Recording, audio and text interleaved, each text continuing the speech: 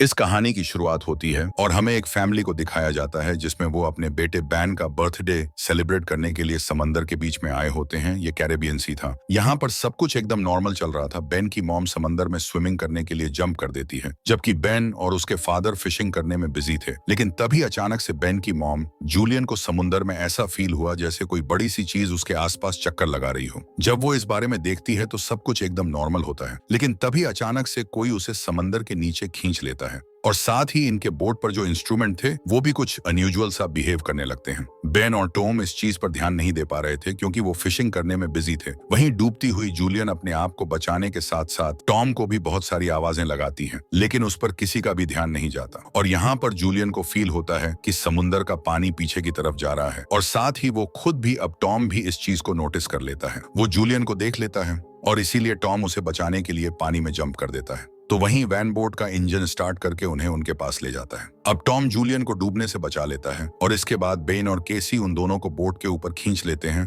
और इस तरह से जूलियन की जान बच पाती है। अब बोट पर टॉम अपनी बेटी केसी पर गुस्सा करता है। वो कहता है कि तुम्हारा ध्यान कहाँ था? तुम्हें पता है ना कि जो भी स्विमिंग के लिए जाएगा उस पर कोई एक शख्स ध्यान रखेगा, तो तुमने ये नियम क्यों तोड़ा? अगर तुम्हारी माँ को कुछ हो जाता तो क्या होता? अब केसी भी इस बात के लिए गिल्टी थी, लेकिन उसके सॉरी कहने पर सभी लोग आगे बढ़ जाते हैं, अपने बेटे बेन का बर्थडे सेलिब्रेट करते हैं। तभी यहाँ पर केसी के बॉयफ्रेंड की उसे कॉल आ जाती है और वो नोटिस करती है कि उसके बॉयफ्रेंड के पीछे शहर में बहुत बड़ा तूफान आ रहा है। ये देखकर केसी थोड़ा परेशान हो जाती है क्योंकि इस वक्त ये लोग सेफ जगह पर तो नहीं थे। ये बात वो जाकर अपने मॉम डैड को बताती है, जिसके बाद ये लोग अपनी बोट की सेफ्टी चेक करने लगते हैं। जो चेक करते हुए ये लोग नोटिस करते हैं कि बहुत सारी वेल्स और शार्क इनकी बोट के आसपास मंडरा रही हैं। और टॉम जानता था कि वेल या शार्क के ऐसा किसी बड़े भयानक तूफान के आने से पहले ही करती हैं। अभी ना आने वाले भयानक तूफान का अंदाजा तो हो ही चुका था, लेकिन इससे पहले इन्हें इन शार्क से निपटना था। लेकिन तभी इसी दौरान इनकी बोट को एक जोरदार झटका लगता है, जिसे चेक करने के लिए टॉम नीचे पानी में जाता है। वो देखता है कि बोट के नीचे एक बहुत बड़ा डेंट आ चुका है, जो कि जरूर किसी बड़ी शार्क ने दिया था। ये चेक करने के बाद जब टॉम वापस आता है तो वो बुरी तरह से जख्मी होता है और ये देखकर जूलियन उसके जख्मों पर स्टिचेस लगाती है। यहाँ पर टॉम अपनी फैमिली को बताता है कि शार्क के दिए उस डेंट की वजह से हम बोट को आगे नहीं ले जा पाएंगे और अब इनके पास सिर्फ यही ऑप्शन रह गया था कि ये किसी को मदद के लिए बुलाएं।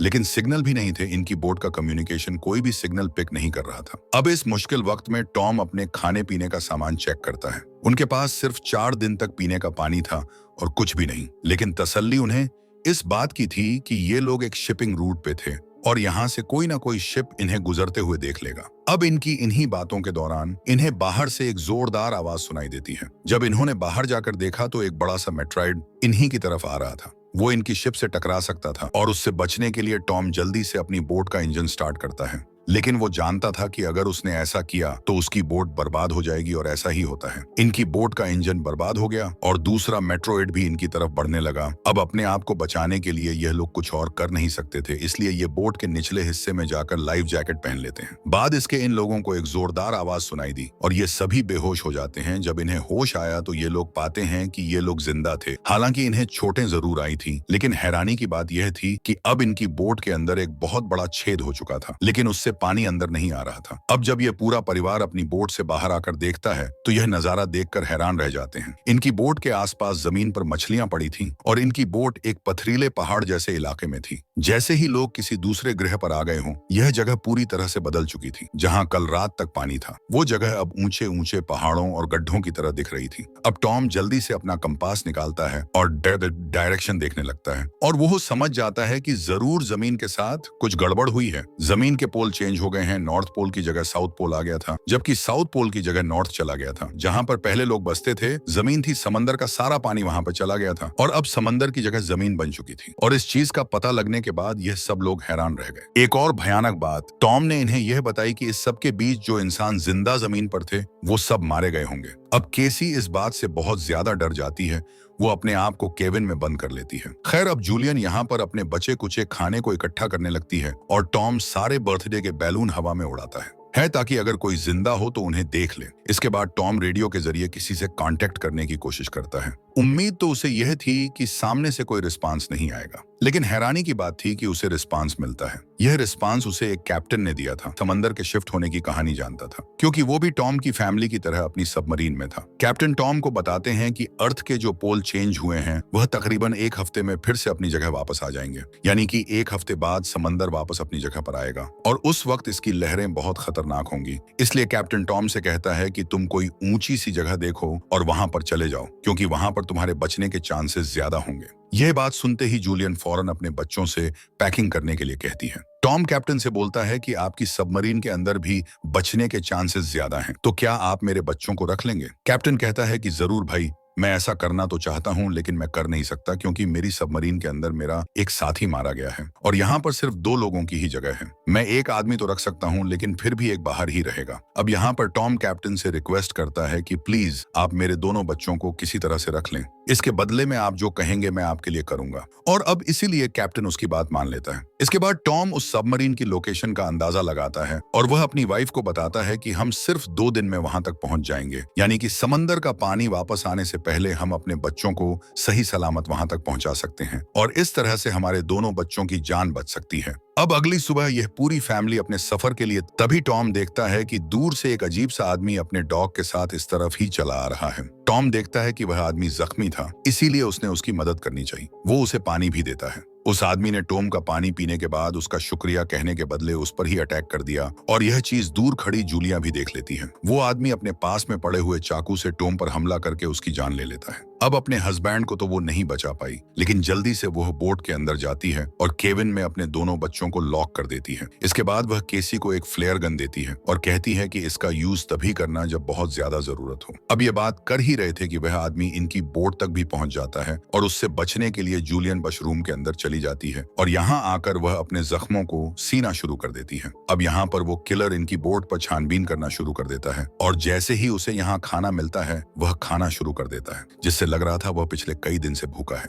खाना खाने के बाद जब वह जूलियन को देखने गया तो पाता है कि जहां से आवाज आ रही थी वह केविन खाली था। दरअसल जूलियन बोट में हुए छेद से निकलकर यहाँ से भाग चुकी थी, लेकिन उस आदमी का जो डॉग होता है वो जूलियन को देख लेता है और अब मजबूरी में जूलियन को उस डॉग को छुप कर आने के लिए उसे मारना पड़ता है और वो खुद बोट के नीचे छिप जाती है। हालांकि वैसे तो वो उस किलर को नहीं मिल पाती, लेकिन जब वो अपने डॉग को मरा देखता है तो वो समझ जाता है कि जूलियन बोट से बाहर है। अब जैसे ही वो उसे पकड़ने के लिए बोट से नीचे उतरा तो जूलियन वापस बोट के ऊपर जाकर एक टूटे हुए शीशे को अपना रास्ता बनाते हुए फिर से बोट के अंदर आ जाती है। लेकिन थोड़ी ही देर में यहाँ पर जूलियन फिर से उस आदमी के हाथों पकड़ी जाती है। वो उसे उसके बालों से पकड़ के उसे खूब पीटता है, टॉर्चर करता है। वो जूलियन का गला दबाने लगता है। अब वो किसी तरह से खुद को बचाने के लिए उससे किलर से लड़ने लगती है। कैसी जो ये सब केविन से देख रही थी उसे याद आता है कि यह फ्लेयर गन यूज करने का अच्छा मौका है। वो फ्लेयर गन चला देती है, जिससे उस आदमी को तो ज्यादा नुकसान नहीं होता, लेकिन इनकी बोट जलने लगती है। अब जूलियन जल्दी से अपने दोनों बच्चों को बचाने के लिए इसी योट से बाहर निकल जाती है।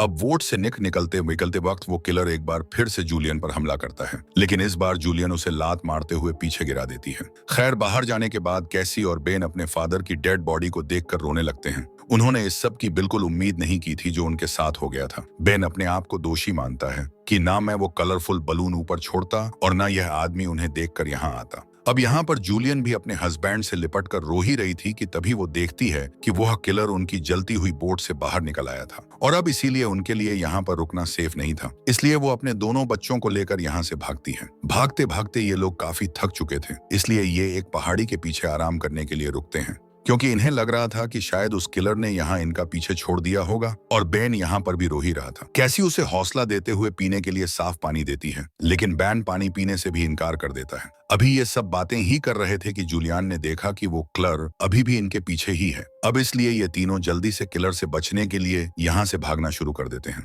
भागते भागते ये लोग थक भी चुके थे, लेकिन जब भी ये पीछे मुड़कर देखते हैं वो किलर इनके पीछे ही होता था। अब ये लोग रुकते नहीं है, लगातार भागते रहते हैं और भागते भागते एक ऐसी जगह पर पहुंच जाते हैं जहां पर जहरीला पानी मौजूद था। हालांकि ने यहाँ से जाते वक्त कुछ भी हो सकता था, लेकिन फिर भी जूलिया अपने बच्चों को यहीं से गुजरने का हुक्म देती है। यहाँ से निकलते वक्त इनकी हालत खराब हो गई और जूलिया को एहसास हुआ कि बैन डिहाइड्रेटेड हो चुका है। इनके पास पानी की कुछ आखिरी बूंदें थी जो कि इन्होंने बेन को दी, लेकिन इतने सारे पानी से कुछ कहाँ होने वाला था। अब यहाँ पर बेन की बहन कैसी हिम्मत हार चुकी थी। उसे बिल्कुल यकीन नहीं था कि वो लोग यहाँ जिंदा रह पाएंगे भी या नहीं। वो अपनी मौत को मान चुकी थी और वो इन दोनों से भी यही करने के लिए कहती है। लेकिन जूलियन उसे डांट है कि चुप करो और जो मैं कह रही हूं वैसा ही करो, हम लोग आगे बढ़ेंगे और मुझे पता है कि मैं तुम्हें बचा लूंगी। जूलियन के कहने पर इन लोगों ने फिर से चलना शुरू किया और आगे बढ़ने पर इन्हें एक प्लेन दिखाई दिया जो कि कभी सालों पहले तबाह होकर समंदर में गिर गया होगा। ये लोग उस प्लेन के अंदर छिप जाते हैं और जूलियन एक आखिरी बार अपनी फैमिली फोटो देखती है जो कि इन्होंने कल रात ली थी। इस फोटो को देखकर सभी लोग टॉम को याद कर रहे थे। रात काफी हो चुकी थी और यह लोग थक भी चुके थे और कैसी और बेन सो चुके थे, लेकिन जूलियन बेचैन थी। वो प्लेन से बाहर आ जाती है लेकिन वो पाती है कि रात के अंधेरे में भी किलर ने इनका पीछा करना नहीं छोड़ा था। किलर भी इसे देख चुका था। यहाँ पर जूलियन सोने की एक्टिंग करती है और जैसे ही किलर इसके करीब आता है यह उस पर अटैक कर देती है और इस बार जूलियन गुस्से में थी। वो उस पर इतने हमले इतनी स्टेप करती है कि उसकी इस बार जान ले और आखिर के सर से यह खतरा टल जाता है। अब जूलियन भी सुकून की नींद सोती है। अब अगली सुबह जब ये उठे तो देखते हैं कि किलर की बॉडी बहुत बुरी हालत में थी, जिससे इन लोगों को अंदाजा हो गया कि यह खाली समंदर भी बहुत खतरनाक है।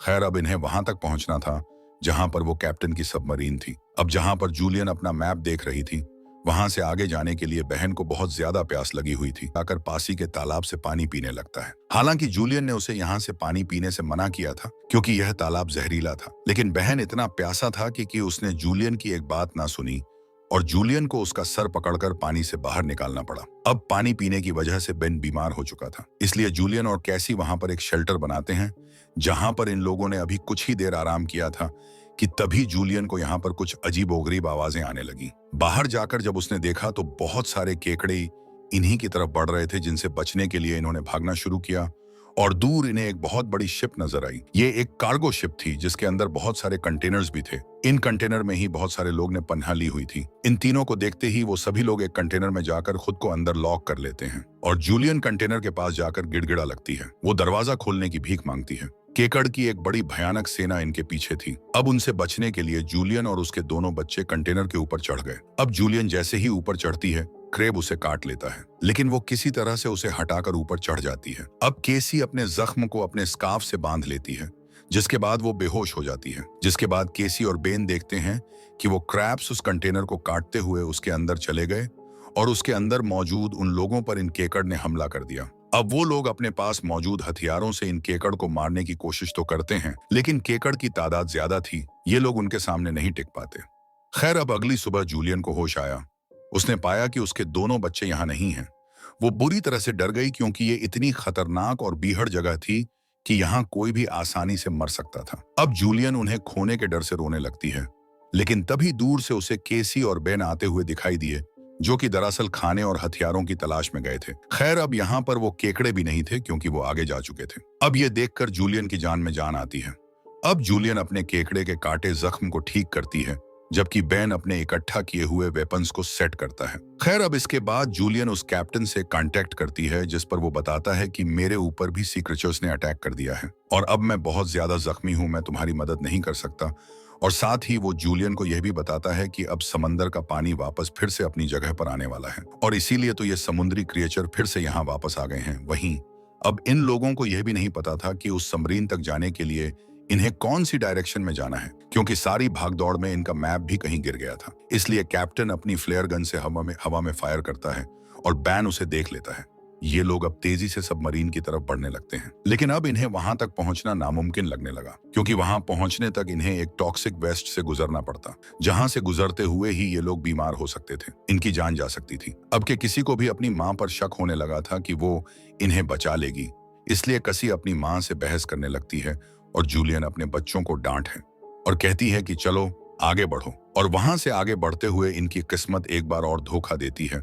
वहां पर लैंडस्लाइड होने लगती है, जहां पर जूलियन जो सबसे पीछे थी उसके आगे आकर एक बड़ा सा पत्थर गिर गया। वो वहीं पर फंस जाती है। अब केसी अपनी मां के बिना आगे नहीं बढ़ना चाहती थी, लेकिन वो उसे कसम देती है कि तुम हर हाल में अपने भाई को बचाओगी, और अब इसीलिए कैसी अपने भाई को लेकर आगे बढ़ने लगती है।